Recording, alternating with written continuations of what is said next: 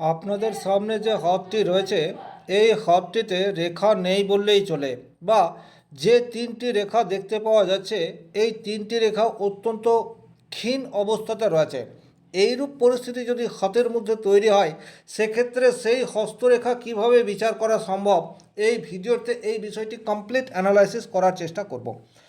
আপনারা ইউটিউবে এই ধরনের ভিডিও সম্ভবত পাবেন না, তাই যদি ভিডিওটি আপনার কাছে পৌঁছেছে কমপ্লিটলি দেখবেন এবং তারপর আপনার সুচিন্তিত মতামত কমেন্ট বক্সে লিখে জানিয়ে দেবেন। চলে আসছি মূল আলোচনায়। সবচেয়ে প্রথমেই আপনাকে যেটি লক্ষ্য করতে হবে সেটি হচ্ছে হাতের গঠন। তাহলে এখানে এই হাতটিকে আয়তাকৃতি হাত বলা যেতে পারে। স্বাভাবিকভাবে আয়তাকৃতি হাত একটু কুঁড়ে মানুষকে ইন্ডিকেট করে। খুব বেশি পরিশ্রম এই সমস্ত মানুষরা করতে পারে না, কায়িক পরিশ্রমের উপর এদের ভরসা সেটিও সেই অর্থে থাকে না। সুতরাং এরা কিন্তু চেষ্টা করে নিজের বুদ্ধিকে কাজে লাগিয়ে অর্থ উপার্জন করতে হবে। অনেক সময় এরা খুব ভালো প্ল্যানার হতে পারে, কিন্তু আলটিমেট এদের আরও একটা অভ্যেস থাকে, এরা কিন্তু একটু বেলা পর্যন্ত ঘুমাতে পছন্দ করবে। আর্লি ইন দ্য মর্নিং এরা কিন্তু কিছুতেই উঠতে চাইবে না। তাহলে আয়তাকৃতি হাত, এটি প্রথমেই দেখা গেল যে এই মানুষটির স্বভাব চরিত্র কীরূপ হতে পারে। এবারে আমরা দেখব এই জাতকের হাতের আঙুলগুলি যখন লম্বা প্রকৃতির হবে, আপনারা দেখলেই বুঝতে পারছেন আঙুলগুলি কিন্তু লম্বা ধরনের। তাহলে লম্বা ধরনের আঙুল ইন্ডিকেট করে সৃজনশীল মানসিকতা, এদের রুচিবোধ সেটা মার্জিত থাকে। সবসময় বেস্ট চয়েস এরা করে থাকে, কখনো যে কোনো বিষয়ের উপর কম্প্রোমাইজ এরা করতে পারে না। এবং অনেক সময় দেখা যায় হাতের আঙুলগুলি যদি এতটা দীর্ঘ মাত্রায় হয়, অর্থাৎ দেখেই মনে হয় যে আঙুলগুলি বেশ লম্বা লম্বা রয়েছে, তাহলে এদের মধ্যে কোনো না কোনো একটা ক্ষেত্রে ট্যালেন্ট থাকে এবং সেই ট্যালেন্টকে কাজে লাগিয়ে জীবনে এরা কেরিয়ার তৈরি করতে পারে। তাহলে এই যে ট্যালেন্ট কথাটি বলছি, ট্যালেন্ট মানে হচ্ছে যে কোনো ধরনের আর্ট, সেটি শুক্র নিয়ন্ত্রণ করে থাকে। স্বাভাবিকভাবে এই সমস্ত মানুষের হাতে শুক্রের পর্বটি অত্যন্ত ইম্পর্টেন্ট হয়ে ওঠে। আপনি এই ভিডিওটি দেখতে শুরু করে দিয়েছেন, আপনার হাতে রেখার সংখ্যা কম, কোনো সমস্যা নেই।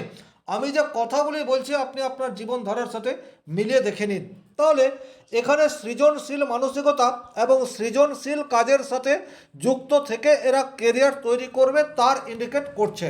তাহলে করতল এবং আঙুল থেকে আমরা এগুলি বুঝতে পারলাম। এবারে প্রত্যেকটি গ্রহ পর্ব বিশেষ কোনো রেখাকে ইন্ডিকেট করে। এখানে এই যে তিনটি রেখা রয়েছে, এই তিনটি রেখাকে আমরা দেখব না। প্রথমেই দেখব বৃহস্পতির পর্বটি। বৃহস্পতির পর্ব ভালো মানেই হচ্ছে তার ব্রেন লাইন বা মস্তিষ্ক রেখা শুভভাবে রয়েছে। তাহলে আমরা মস্তিষ্ক রেখা থেকে দেখে নিই সেই জাতকের কতটা ইন্টেলিজেন্সি রয়েছে, বা সেই জাতক কতটা বুদ্ধিমান, বা সেই জাতকের মধ্যে যে বুদ্ধি বা ট্যালেন্ট রয়েছে সেই ট্যালেন্টকে কতটা কাজে লাগাতে পারবে। এটি কিন্তু খুব ইম্পর্টেন্ট। আমাদের চারপাশে এইরূপ প্রচুর মানুষকে আমরা দেখতে পাই যাদের ট্যালেন্টের কোনো অভাব নেই, তারা যথেষ্ট ট্যালেন্টেড, কিন্তু সব মানুষ নিজের ট্যালেন্ট কাজে লাগাতে পারে না, তার ফলে কিন্তু সেই প্রতিভা অচিরেই হারিয়ে যায়। তাহলে এই যে বিষয়টি, এটি কিন্তু নিয়ন্ত্রণ করবে আপনার মস্তিষ্ক রেখা। তাহলে এই খাতটিতে যদি আপনি ভালোভাবে লক্ষ্য করেন, সেই অর্থে মস্তিষ্ক রেখাটি দেখতে পাওয়া যাচ্ছে না। তাহলে যখন মস্তিষ্ক রেখা দেখতে পাওয়া যাচ্ছে না, তখন আমরা মস্তিষ্ক রেখার বিচার সেটি বৃহস্পতির পর্ব এবং মঙ্গলের পর্ব থেকে করব। বৃহস্পতি জ্ঞান বিদ্যা বুদ্ধির কারক গ্রহ এবং মঙ্গল হচ্ছে যুক্তি এবং সাহসের কারক গ্রহ। আর এই দুটির সঠিক সমন্বয় যদি থাকে, তাহলে কিন্তু জাতক নিজের বুদ্ধিমত্তাকে প্রয়োগ করে জীবনে সাকসেস পায়। তাহলে এই জাতকের ক্ষেত্রে কি হবে, বৃহস্পতির পর্ব যথেষ্ট শুভভাবে রয়েছে, আপনারা দেখতে পাচ্ছেন। মঙ্গলের ক্ষেত্রেও কোনো অশুভ সংকেত দেখতে পাওয়া যাচ্ছে না, মঙ্গলকেও এখানে যথেষ্ট প্রমিনেন্ট এটি বলা যেতে পারে। তাহলে যে কোনো বিষয়ের গভীর নলেজ এবং যুক্তি সহকারে সেই বিষয়কে এক্সপ্লেন করার ক্ষমতা এই জাতকের মধ্যে রয়েছে, এতে কোনোরূপ ডাউট নেই। তাহলে এখানে যেহেতু আমরা শিরোরেখাকে একটু দুর্বলভাবে পাচ্ছি, কিন্তু বৃহস্পতি এবং মঙ্গল শুভভাবে রয়েছে, সুতরাং শিরোরেখা দুর্বল হলেও এখানে শিরোরেখার যা নেচার বা শিরোরেখা যা ইন্ডিকেট করে সেই সমস্ত জায়গায় পজিটিভ রেজাল্ট পাওয়া যাবে। আপনি আপনার হাতের সাথে মেলান। এবারে আমরা লাইফ লাইনের বিষয়টি দেখব।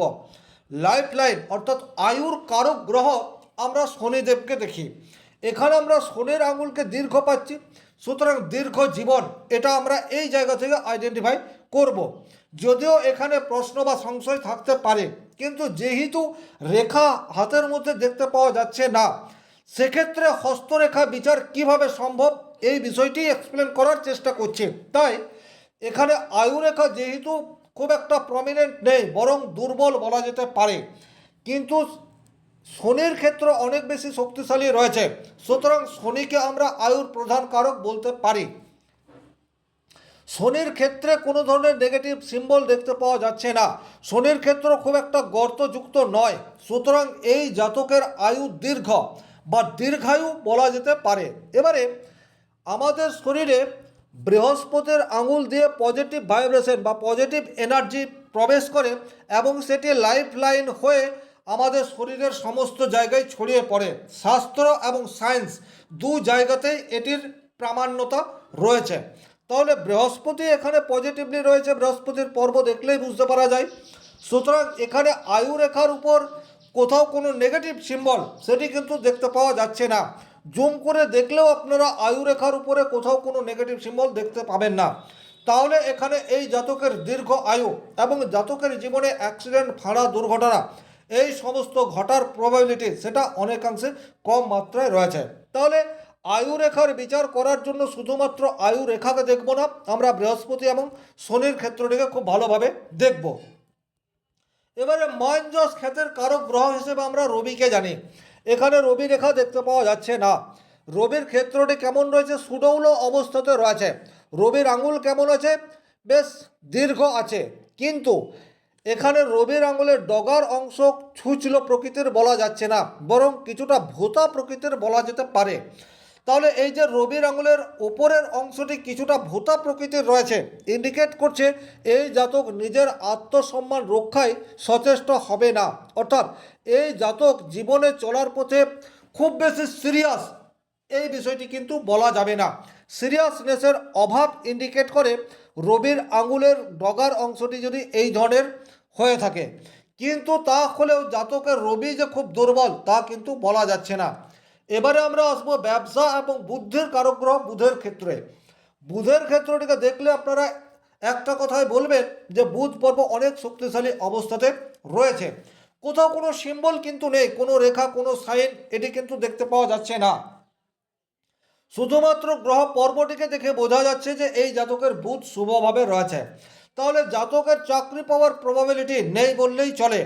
এই জাতক ব্যবসা জীবনে করবে এবং ব্যবসা করেই এই জাতককে আর্ন করতে হবে। এবারে এই যে ব্যবসা কিন্তু এই জাতক সেলফ এমপ্লয়েড হবে, অর্থাৎ ট্যালেন্ট নির্ভরশীল, সার্ভিস নির্ভরশীল বিজনেস করে এই জাতক অর্থ উপার্জন করবে। আমি এই জাতক বলছি যাদের হাতের আঙুল করতলের সাথে এই হাতের সাদৃশ্য রয়েছে, তারা কিন্তু আমার সাথে একমত হবেন। বা আপনি যদি ভিন্ন মত পোষণ করেন, আপনার জীবনে যদি অন্য ঘটনা ঘটে, আপনি অবশ্যই কমেন্ট বক্সে লিখে জানিয়ে দেবেন। মঙ্গলের ক্ষেত্র থেকে আমরা যুক্তি, তর্ক, বিশ্বাস, আত্মবিশ্বাস এই সমস্ত কিছুর বিচার করি, এগুলি ঠিকঠাক রয়েছে।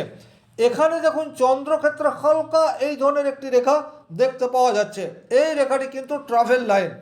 তাহলে জীবনে বারবার ট্রাভেল করার সুযোগ এই মানুষটি পাবে। এবং যেহেতু রেখাটি এখানে মোটামুটি বুঝতে পারা যাচ্ছে, সুতরাং এই জাতকের কর্মজীবন সেটি জন্মস্থান থেকে অনেক দূরে তৈরি হতে পারে, বা এটা বলা যেতে পারে জন্মস্থান থেকে অনেক দূরে গিয়ে কর্ম করে থাকলে এই জাতক পর্যাপ্ত সাকসেস পাবে। এবারে এই ক্ষেত্রের যে মূল জায়গা সেটি হচ্ছে শুক্রের জায়গা। কারণ যখনই আপনি সৃজনশীল মানসিকতা বা সৃজনশীল ট্যালেন্টকে কাজে লাগিয়ে অর্থ উপার্জন করবেন, তখন ডেফিনেটলি শুক্র পর্বকে ভালো এটা হতেই হবে। তাহলে শুক্রের ক্ষেত্রে কি কোনো পজিটিভ বা নেগেটিভ সাইন দেখতে পাওয়া যায়? খুব ভালোভাবে যদি আপনারা লক্ষ্য করেন, শুক্রের ক্ষেত্রে এই ধরনের ঊর্ধ্বগামী রেখা সেটি কিন্তু আপনারা দেখতে পাবেন।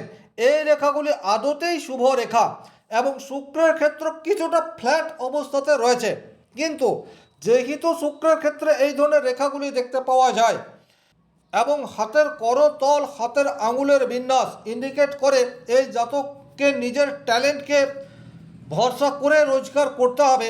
তাহলে এখানে শুক্রের ক্ষেত্রে এই রেখাগুলি কিন্তু জাতককে পর্যাপ্ত মাত্রায় হেল্প করবে। কিন্তু এখানে জাতকের বেশ কিছু প্রতিবন্ধকতা সেটিও আসবে। এই যে প্রতিবন্ধকতা আসবে তার সিম্বল কিন্তু রাহুর ক্ষেত্রটি। এই জাতকের সবচেয়ে দুর্বল জায়গা হচ্ছে রাহুর জায়গা। রাহু যদি ঠিকঠাক অবস্থায় না থাকে তাহলে কিন্তু আপনার ট্যালেন্ট খুব বেশি পজিটিভ রেজাল্ট আনতে পারবে না। তাহলে এখানে এই জাতককে কিন্তু রাহুর প্রতিকার করার বিশেষ প্রয়োজনীয়তা থাকছে। এবং রাহুর ক্ষেত্রটি গর্তযুক্ত হওয়ার জন্য কঠোর মেহনত বা পরিশ্রম করার ক্ষেত্রে এই জাতকের প্রতিবন্ধকতা বারবার আসবে। সুতরাং এই জাতককে রাহুর প্রতিকার করতে হবে, তাহলে কিন্তু এই জাতকের মোটামুটি একটা সচ্ছল জীবনযাপন চলে যেতেই পারে। এই ছিল এই সপ্তাহের মূল আলোচ্য বিষয়। ভিডিওটি ভালো লাগলে লাইক করবেন, কোথাও কোনো প্রশ্ন বা সংশয় থাকলে কমেন্ট বক্সে লিখে জানাবেন, আর চ্যানেলে নতুন হয়ে থাকলে সাবস্ক্রাইব করে পাশে থাকা অল নোটিফিকেশন বেল আইকনটি প্রেস করে দিন। আজকের মতো বিদায় নিচ্ছি, ভালো থাকুন, সুস্থ থাকুন, ধন্যবাদ।